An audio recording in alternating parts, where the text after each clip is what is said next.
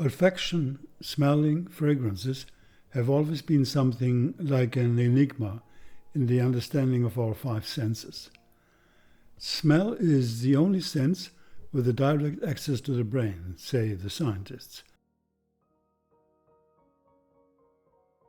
And Ayurveda, the age-old healing science of India, describes smell as being linked to the earth element, the heaviest of the five elements, so to say, as much as water is linked to taste, fire to seeing, air to touch, and space to hearing.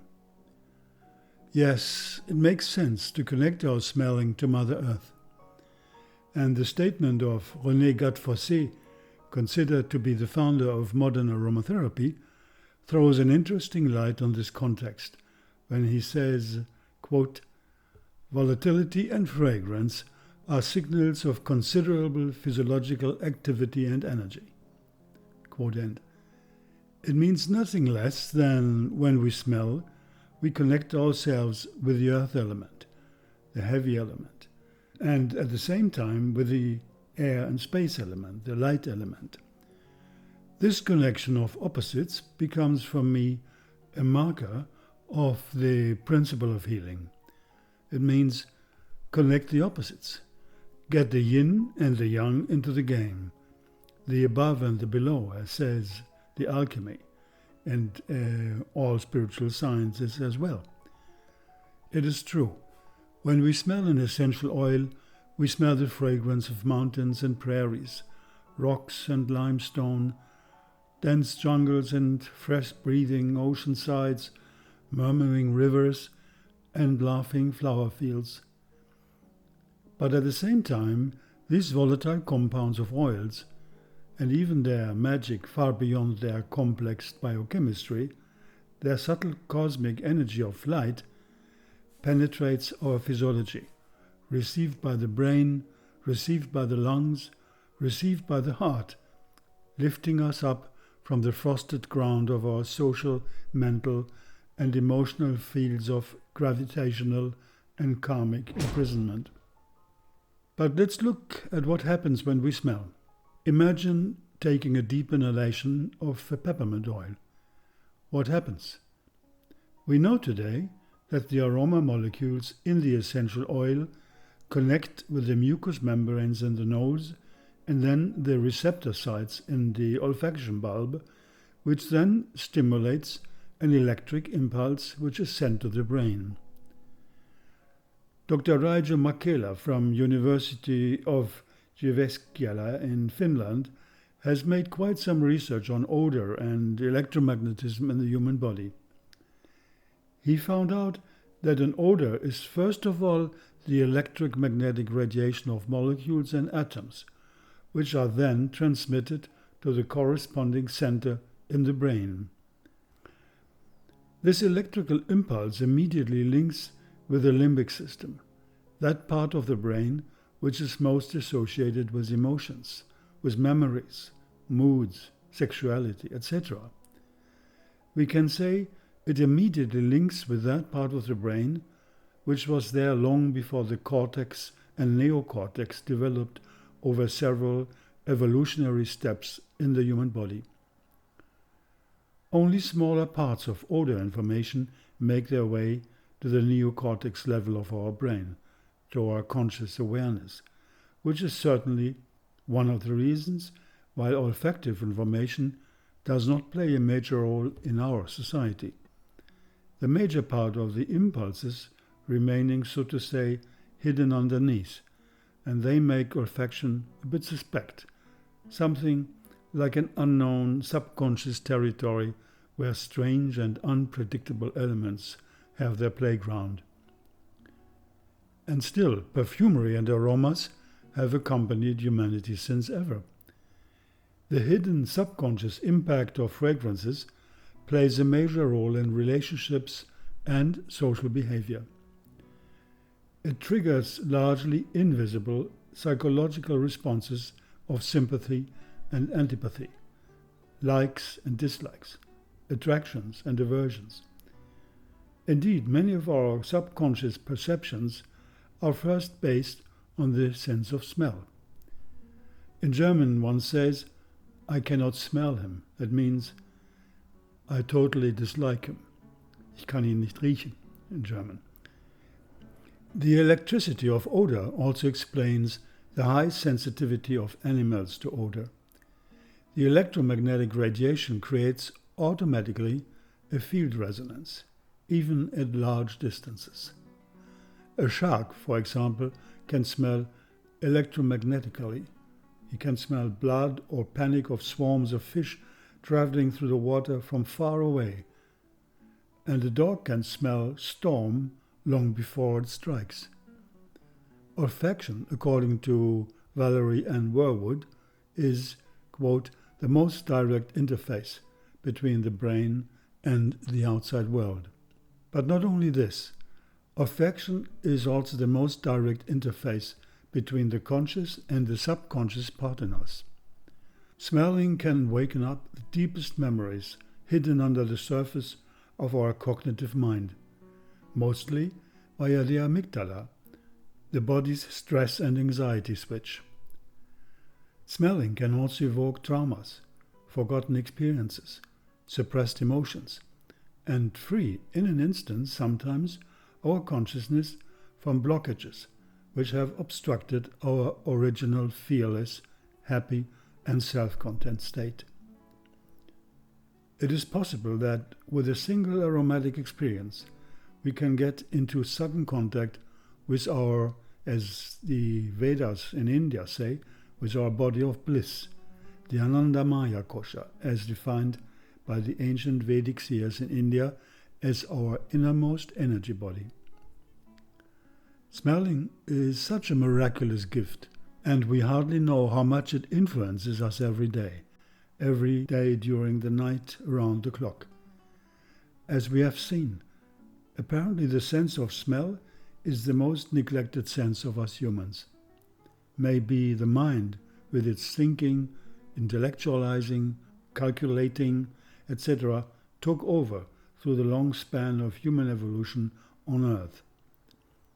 We know, as already mentioned, that numerous animals rely more on smell than on any other sense. But in terms of our personal chronicle of sense development, smelling is the first sense to appear in the human body. The first olfaction starts already inside the womb. The fetus smells before it tastes, feels, hears.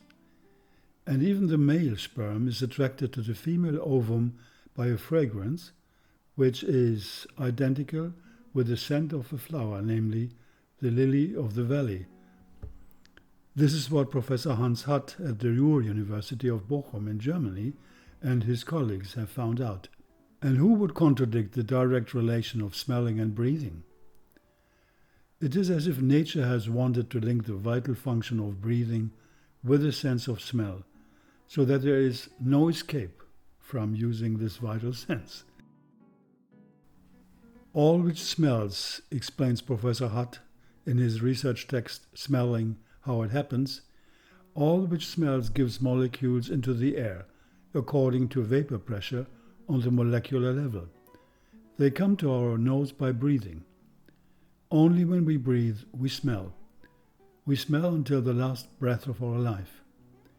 The chemosensor system or chemoreceptor system of the olfactive brain is probably the oldest sensory system in the long span of evolution. End of quote. It was thought until not long ago that the human olfactive brain, or bulbus olfactorius, can distinguish between approximately 10,000 different olfactive patterns of fragrances in the human system. Recent research, however, states that we can differentiate between several hundred or thousands different odor inputs. Our nose is more performing than we supposed. Smelling actually began in the water, as Professor Hutt states.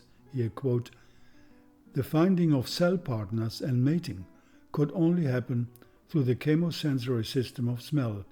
In all the species, when they left the water, the rhinocephalus or olfactive brain occupied still 50% of the brain at this time. And more receptor cells in a more complex environment developed from there on until the system reached about 1,000 to 1,200 different receptors. From there on, it decreased.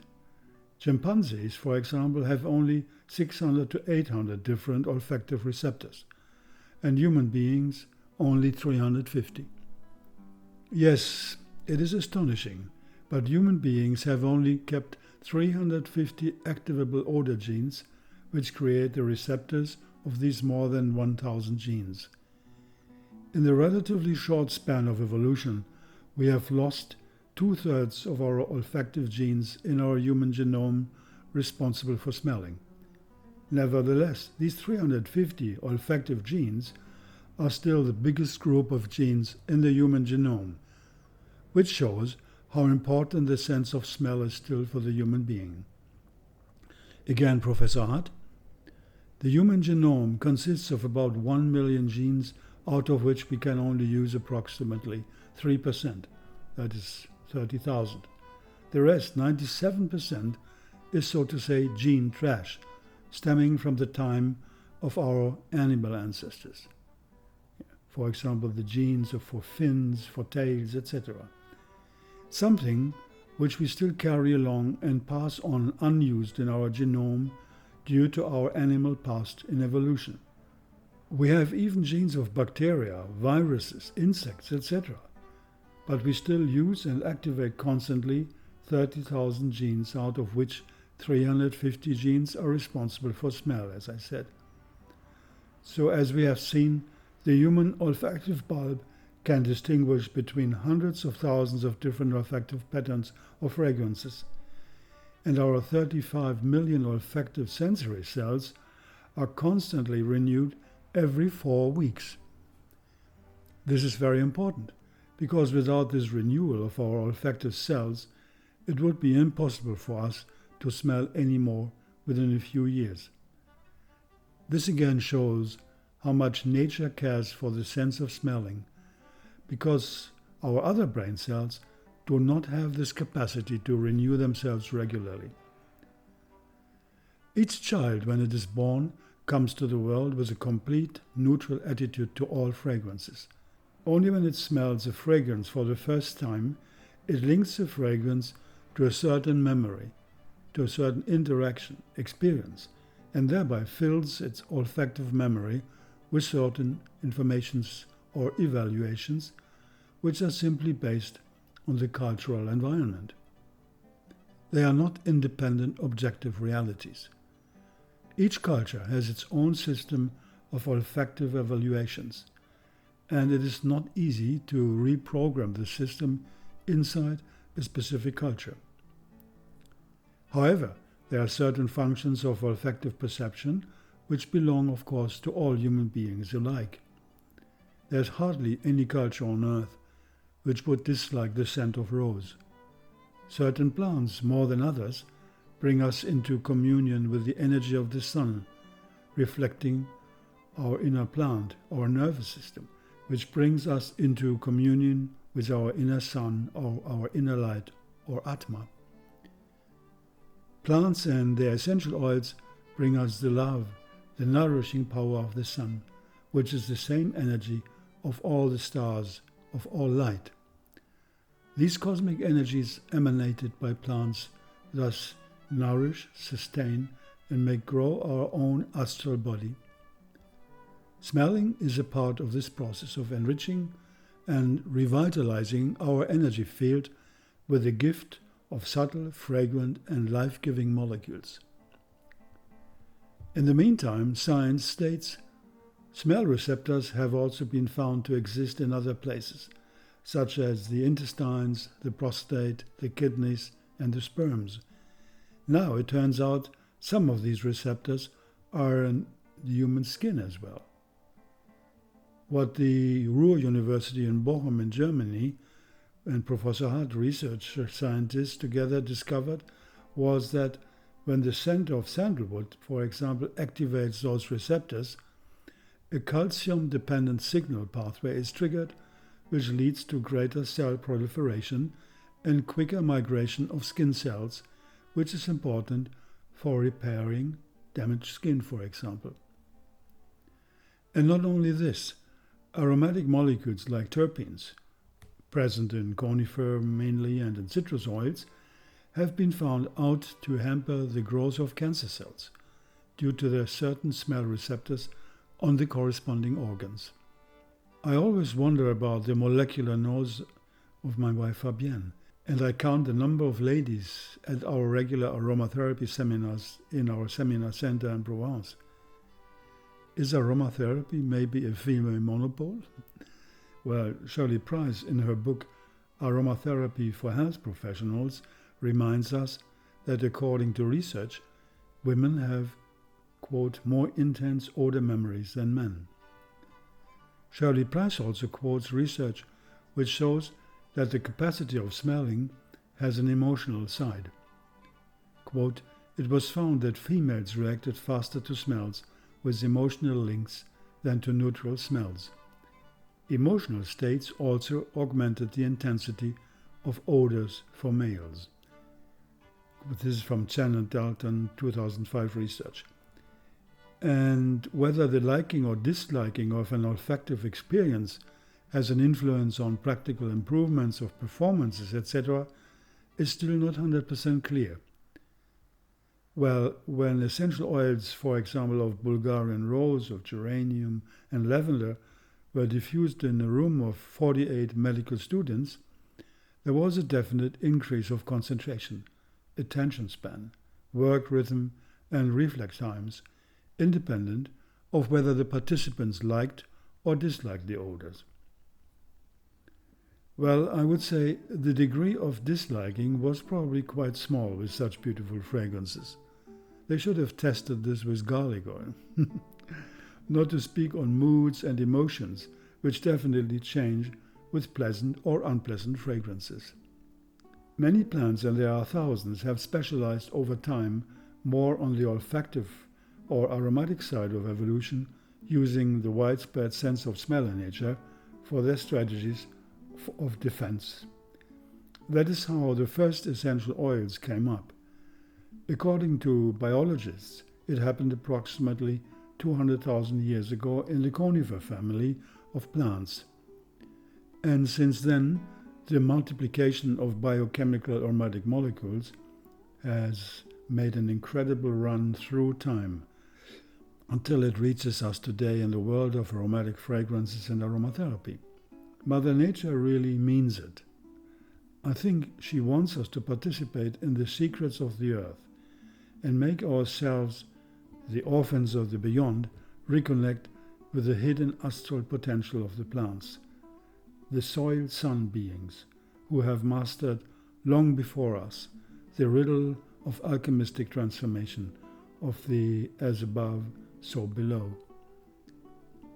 So the aromas and the beautiful fragrances are nature's seducers. One cannot withstand their magnetism, their power, their subconscious tricks.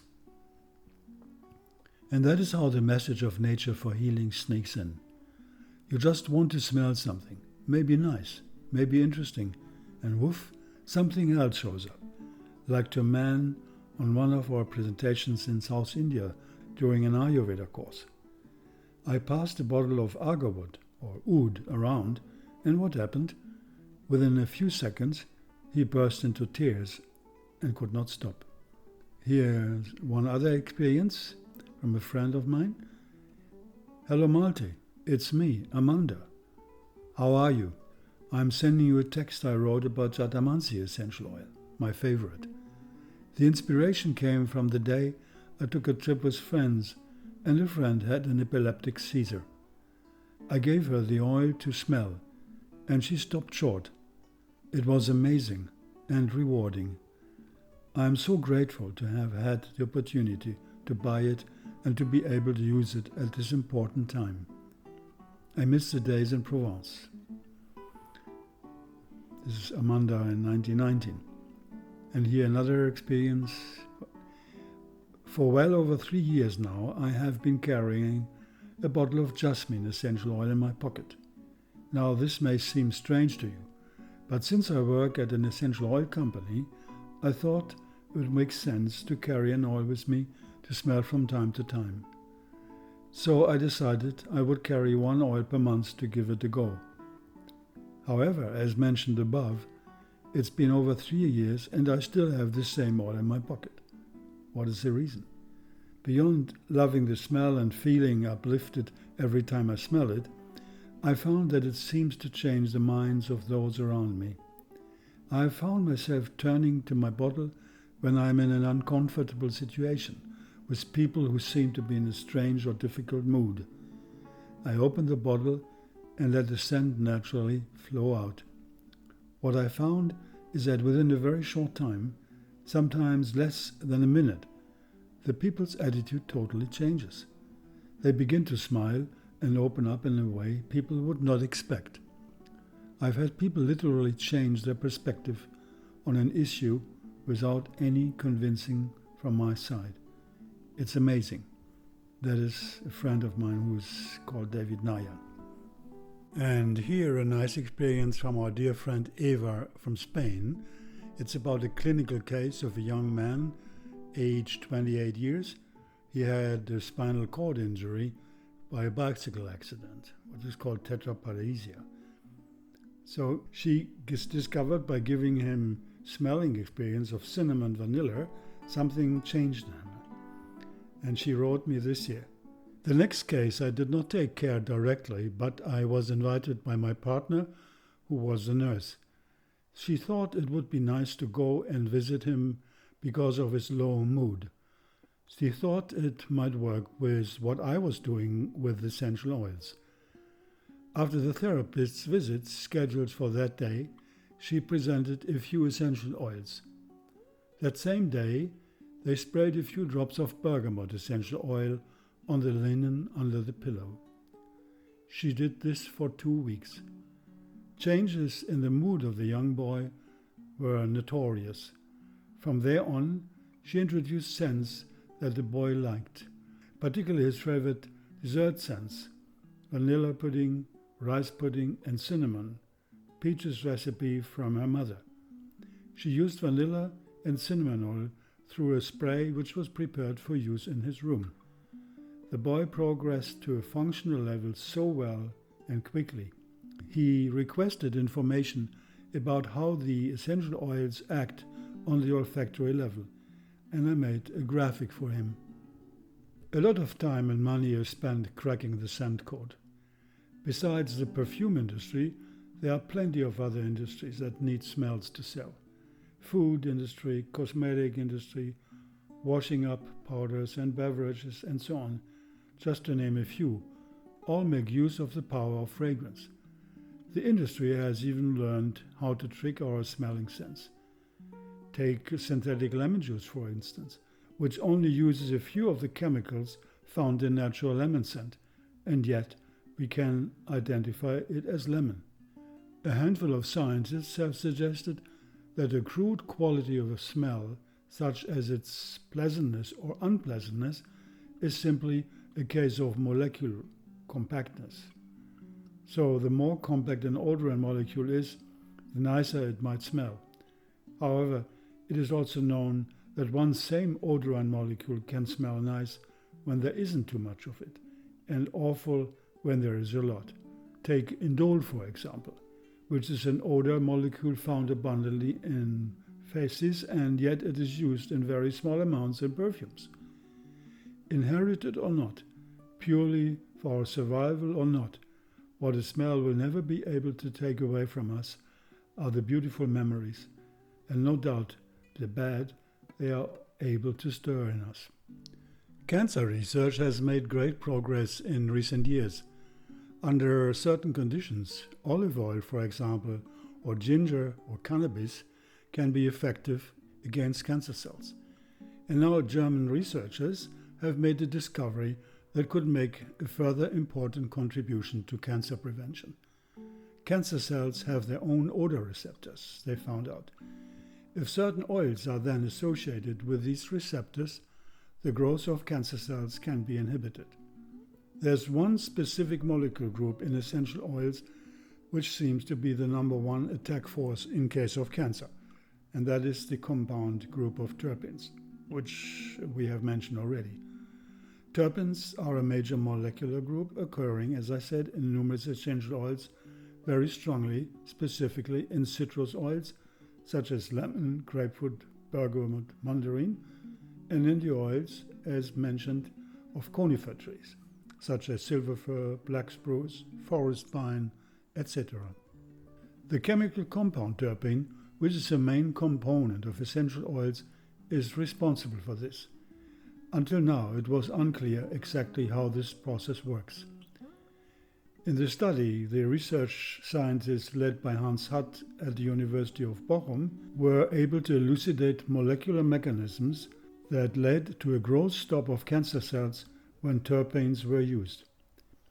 The scientists report that the decisive switch point for this is the scent receptor so-called OR1A2.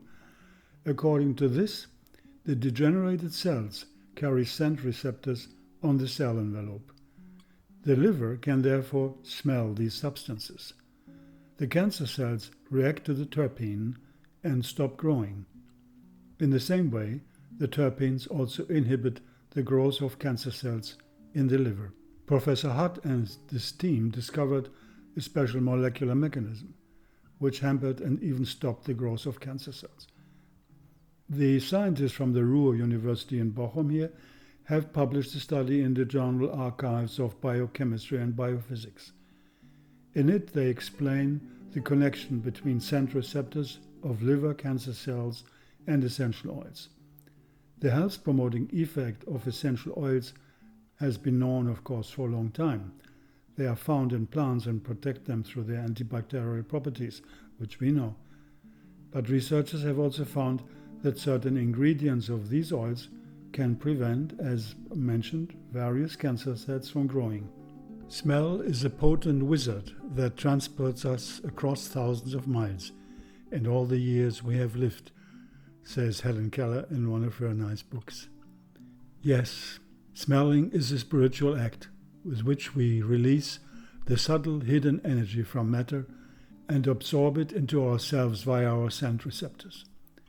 Our limbic system then receives this fragrance, distillates it, so to say, in its own way, as it being an ethereal message. Yeah, we say essential oils strengthen our etheric body. We participate in the eternal energy dance of matter between spirit and substance. Let me conclude with a quote from Rudolf Steiner.